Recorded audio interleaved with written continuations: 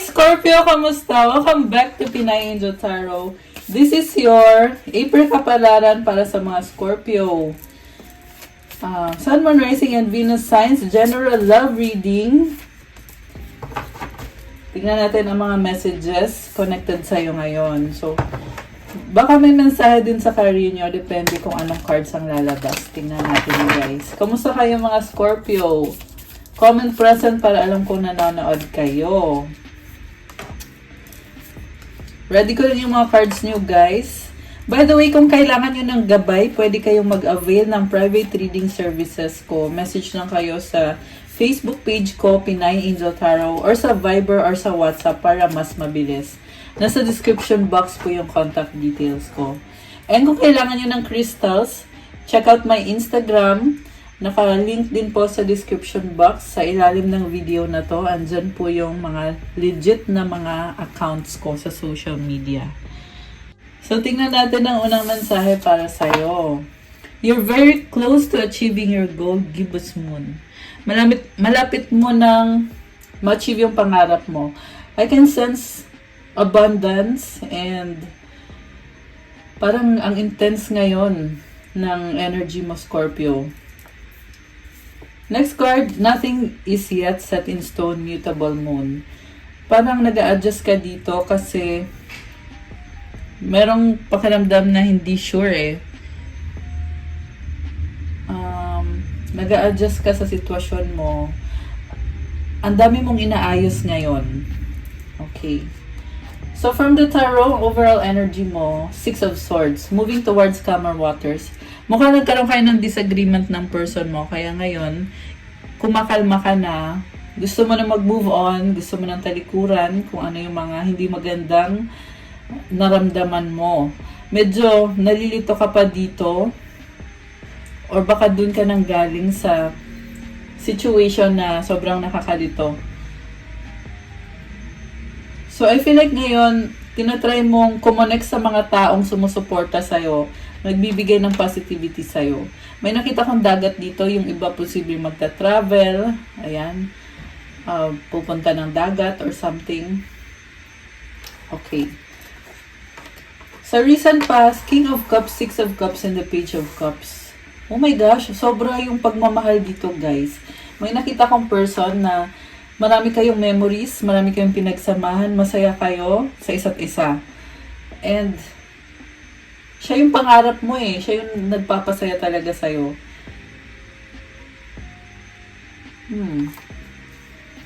Parang sinasabi dito guys na nakuha niya talaga yung loob mo ng taong yan. At ikaw sobra kang nagkikare sa kanya. Lagi mo sinishare sa kanya yung positive vibe mo eh. Ayun, kita mo yung flowers. So, ang ganda ng mga nangyari dito sa recent past. Parang treasure siya para sa'yo eh. Maswerte ka na nahanap mo yung taong yan. Although ngayon, parang nagkaroon kayo ng disagreement, pero nagmo-move on ka na. Gusto mo na ng peace. Gusto mo magkaayos na kayo. Sa current energies mo, Knight of Wands, Eight of Pentacles, and the Strength card. So, nakikita ko dito talaga nakafocus ka sa finances mo at sa sarili mo. Nagsastruggle ka pero kaya mo pang ikalma yung sarili mo. Busy-busy ka. Dami mong ginagawa, very practical. Dami mo ding achievement, nag-grow ka. So, meron kang maa-unlock na mga blessings, Scorpio. Kita mo, binuksan niya yung baul niya. May nakuha siyang, ayan, treasure yan eh. So, keep going kasi nagbo-bloom ka ngayon. Yan yung nakikita ko. Meron po tayong full moon coming. Full moon in Scorpio. Napaparating. Anyway, ang nakita ko dito, ang ganda ng energy mo, ang ganda ng vibe mo. Tsaka merong clarity, positivity, kasi dito yung sun. So, laban lang, Scorpio. Yung connected naman sa taong yan, parang hindi mo muna iniisip ngayon eh. Although, oo, gusto mo pa rin siya. Nasa process kayo na tinatry nyong ayusin yung sarili nyo at yung buhay nyo. At the same time, andun pa din naman yung pagmamahal mo sa taong yan, hindi pa naman nawawala. Pero mamaya tingnan din natin kung anong feeling sa'yo ng taong yan. Sa near future, Knight of Swords, the Queen of Cups, and the Ace of Cups. Ang ganda nito, guys. Nakita ko dito, ipaglalaban mo pa rin yung relationship nyo. Ayan, pasensya na. Ang ingay, kung kailan ako nag-record, saka naman nag-ingay dito sa building namin. Merong construction sa labas. Ayan, sa near future, ayan, huminto na yung ingay. Okay. Knight of Swords, Queen of Cups, and the Ace of Cups. Again, this is about new beginning para sa'yo. Nag-bloom ka na, nagkaroon ka na ng transformation. Kita mo may pakpak ng butterfly. It symbolizes transformation. Si Scorpio kasi lagi mo binabago yung sarili mo eh. Kung meron mang something na hindi ka naging masaya, bumabangon ka ulit eh. Oo, andun yung process na nasaktan ka, nag-struggle ka, pero sa huli, babangon at babangon ka pa rin. At mukhang yan na nga yung mangyayari dito sa near future. Kasi mahal mo pa rin yung taong yan. And may nakita din ako sa'yo na inaabot mo yung pangarap mo para sa sarili mo. Hindi para sa taong yan, kundi para sa sarili mo. Although party pa rin siya ng buhay mo, pero kaya mo ginagawa yan para sa sarili mo. Hindi para sa kanya. Okay? So, mag-clarify tayo. Gagamitin kong cards ay... Sandali. Pipili ako ng tarot cards. Itong gagamitin ko. Ito. Okay. Bakit si Scorpio ay nagmo-move on? Alam mo, may nakita ko dito, guys, na ayaw mo nang hintayin yung taong yan, kaya ka nag-move on. Pero mahal mo pa rin siya eh. Sandali ha. Baliktad. Bakit nag-move on si Scorpio? Queen of Pentacles. Si sarili mo na kasing inuuna mo.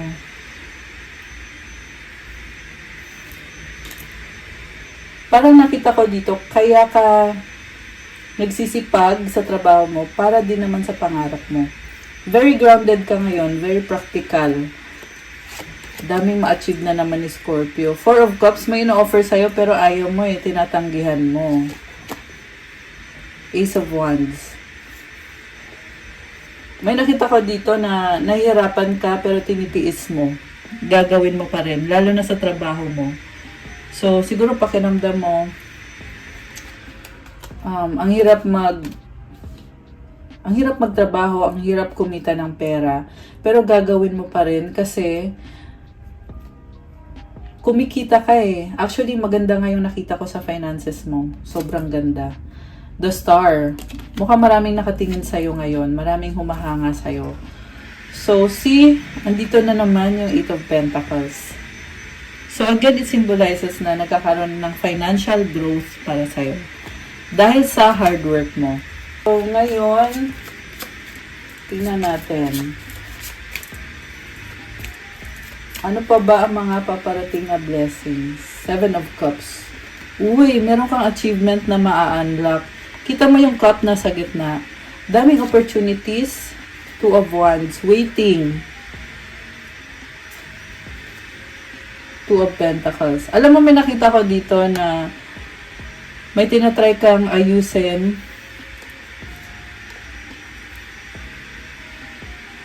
Busy ka. Ayan, umulit lang din yung mga mensahe. Pero achievement yan sa career mo. Yan yung point dyan. So, tingnan natin ngayon itong person na ka-deal mo na sobra mong minahal. Binigay mo sa kanya lahat ng pwede mong ibigay. Temperance, Hierophant, Page of Wands. Alam mo, iniisip niya, balang araw magiging okay din tayo. Parang asawa mo na to eh, or di kaya soulmate mo siya. May mensaheng gustong iparating sa'yo or sabihin sa'yo. Nag-a-adjust siya sa'yo kasi gusto niya talaga mag-workout kayo. Malakas ang intuition ng person na yan. Kita mo nakabukas yung third eye niya. Iniisip ka niya eh. Iniisip niya ano bang nafe-feel mo ngayon. Kamusta na kaya si Scorpio? Baka may kadil ka ng Sagittarius, Taurus, or fire sign Aries, Sagittarius. Although this can be any sign. So, malakas ang intuition ng taong yan, yung taong kadil mo. Kaso nakita ko din sa kanya, may mga bagay na kailangan niyang ayusin sa career niya at sa family niya. Kaya hindi niya nabibigay sa'yo yung pinaka-best niya. Although yan yung gusto niya talagang mangyari. Mahalaga ka sa taong yan eh. Medyo nafifi ko nga dito, nalulungkot siya kasi feeling niya, hindi pa niya makuha-kuha yung kasagutan mo or yung matamis na oo, baka maniligaw mo yan or baka tinatry niya i-win back yung puso mo eh. Ayan, kung hindi mo yan manliligaw, yan ay ex mo or karelasyon mo na gusto niyang maramdaman ulit yung pagmamahal mo sa kanya. Kaya niya sinasalin yung tubig sa cups, 'di ba? Kasi tinatry niya eh. Tinatry niyang i-manifest. Tsaka kita mo yung angel wings. Nafe-feel ko pure naman yung intention niya. Knight of Wands, parang natatakot siyang mag-approach sa'yo or lumapit sa'yo. Takot siyang masaktan, medyo may pride. Okay. Ano bang kinakatakot ng taong to? Oh my gosh! So, guys, may i-offer siya. Parang gusto talagang magpa-impress sa'yo. Parang sinasabi niya, sana matanggap na ako ni Scorpio. May peace offering na gustong ibigay. Or baka may regalo. Four of Pentacles. Eight of Cups. Kaso lang yung pagtanggap mo sa kanya, medyo sarado ka. Kasi, pagod ka nakakahintay sa kanya. Ayan, kita mo 8 of Cups. Ayaw mo na eh. Parang sinasabi mo dito, oo, alam ko andyan ka, alam ko gusto mo ko, pero paano naman ako? Hanggang dyan na lang ba? Hindi na makontento si Scorpio eh. Hindi na sapat sa'yo yung nakikita mong tinatry niyang ibigay. Parang tumaas na yung standards mo. And mukhang alam din naman ng taong yan na ang hirap mong i-please. Kaya nakita ko dito nada-down siya eh. Parang iniisip niya, hindi niya maibigay sa'yo kung ano yung deserve mo. Five of Swords and the Ten of Wands. Oh my gosh. Ayan, kaya hindi umuusad, ano. Pero alam mo, energy lang kasi yan eh, sa isip lang. So, posibleng siya yan, posible din namang ikaw yan. Na parang ayaw na eh. The Lovers and the Empress. Alam mo, nakita ko dito, ang tindi pa rin ng romance at ng love. Guys! Super in love pa rin yung nakita ko dito. There's a passionate connection. Ayan, very passionate. Nafe-feel ko yung iba ay talagang magre-reconcile. So, the Moon. Ay, nako, bakit lumabas pa si Moon? Char. Hindi kasi okay na kanina eh, tas biglang Moon. Si Moon kasi may mga bagay na malabo or hindi mo maintindihan. Kaya napapaisip ka sa taong yan. At the same time, nakita ko na dead ma ka na lang eh. Parang iniisip mo na lang na, oo, kahit malabo, wala akong pakialam kasi sanay na ako. Sanay na ako dyan sa ganyan. Kasi kaya mo ng sarili mo, 9 of Pentacles. Very independent. And again, sa kaperahan mo, okay na okay ka. Hindi mo kailangan ng someone na magbibigay sa'yo ng pera kasi kaya mo sarili mo. Sa near future, Queen of Swords, 3 of Pentacles, the Fool. Medyo naging malamig si Scorpio. Nakita ko pa rin, andyan pa rin naman yung taong yan. Pero yung the way mo siya kausapin, hindi ka na ganun ka ano. Yung iba sa inyo nagiging nagger na eh. Parang sinasabi mo yung obvious. And sa nakita ko dito, nag-iba ka, nagbago, kaya nasasaktan din yung person mo. Parang ayaw niya nakikita si Scorpio ng ganyan. Parang tingin niya sa'yo, minamanipulate mo siya or tingin niya sa'yo parang, oo, tinatry mo nga na maging okay kayo, pero the way mo siya kausapin, hindi niya gusto eh. Ayan. 6 of Wands and the 7 of Pentacles. So, ito, nagtatry pa rin si Scorpio, pero at the same time, iniisip mo na mag-work ba talaga to or iiwan ko na ba to? Baka may kadit kang air sign, Gemini, Libra, Aquarius. May lumabas na person dito na attracted siya sa'yo, pero natatakot siyang lumapit sa'yo. The Tower, Page of Swords, nagsustalk siya sa'yo, pero takot talagang husgahan. Bakit kaya gano'n? Natatakot siya na baka daw huhusgahan mo siya. Okay. Nagsustalk sa'yo tong person na to. Anong tingin ni person kay Scorpio? Anong tingin niya? Tingin niya sa'yo malayo ka or mabagal ka. Parang nawawalan ng pag-asa. Tingin niya sa'yo ayaw mo na sa kanya, tapos ka na. 10 of Swords. 8 of Wands. May lumabas naman dito ang pag-uusap, pero parang iba eh. Ayan.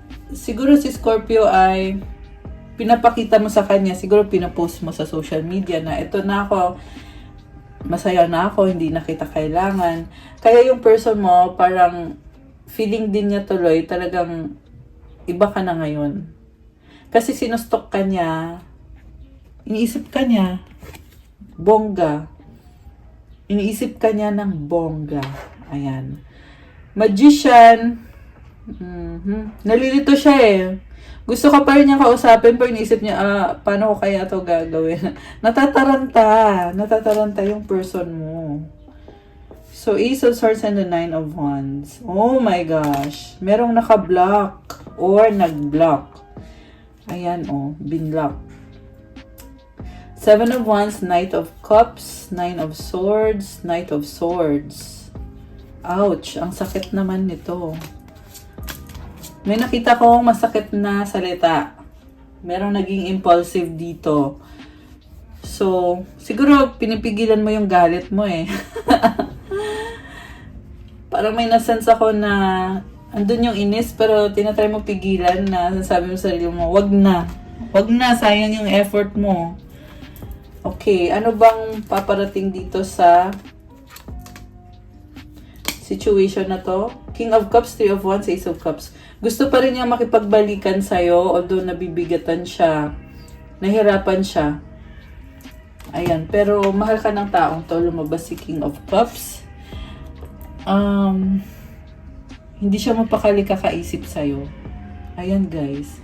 Alam mo, Scorpio, sa totoo lang in love sa'yo tong taong to. Super. Ayan, kaya wala akong masabi. Yung nga lang guys, hinihintay ka niya, parang pakiramdam niya kasi, kung hindi mo sasabihin sa kanya na okay kayo, edi hindi kayo okay. Kaya tuloy, kasi tahimik lang to eh, yung King of Cups. Ayan. Ano gustong sabihin ng person mo?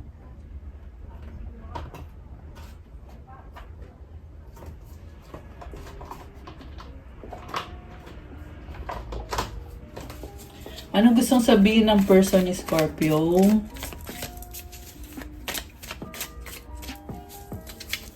Anong gustong sabihin ng person ni Scorpio? Oh my gosh! Kinilig naman ako sa I miss you. Namimiss ka niya. Yun. Worried, paranoid. Oh my gosh. Nag-aalala. Whew! Ouch! Masakit. Nasasaktan siya.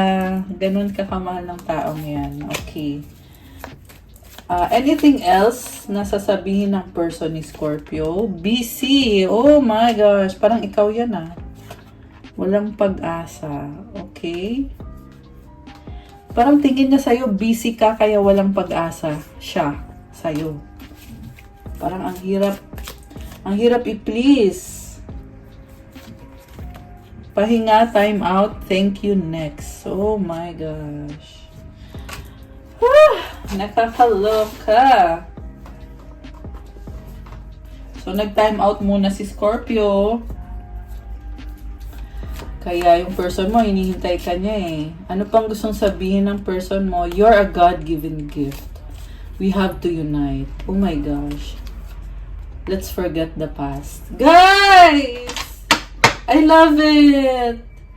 Alam mo, Scorpio, sa totoo lang, halo-halo yung mga emosyon dito sa reading natin ngayon. Oo, meron pa rin love, merong attraction, meron ding nag-move on, move forward.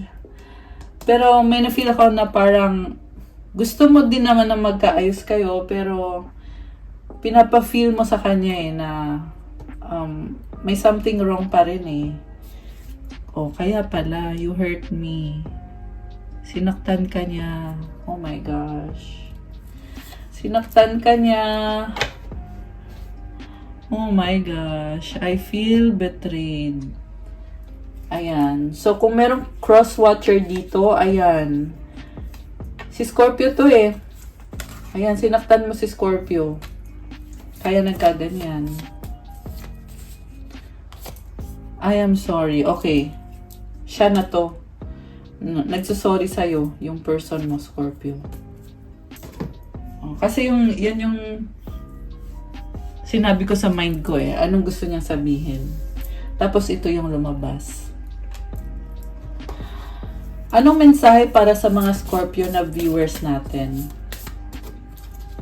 In any moment, I can surrender to the powerful presence of love through prayer, contemplation, and stillness.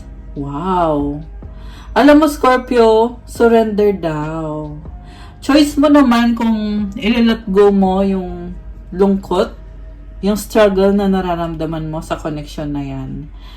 Kailangan mong magdasal, kailangan mong mag-contemplate o mag-isip at kumalma.